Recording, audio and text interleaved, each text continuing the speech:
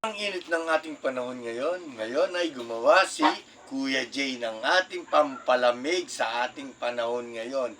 Ice candy ni Kuya Jay! Siyempre, bumili rin ako ng bagong cooler. Ito ngayon ang ating bagong cooler.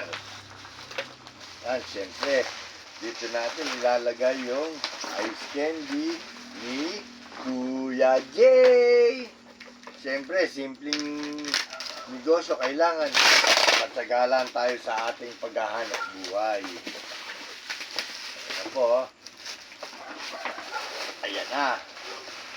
Siyempre, kaming tatlo ay sama-sama sa negosyo. Si Gina, si Faith. O, paano yan? Siyempre, tara na, bili na.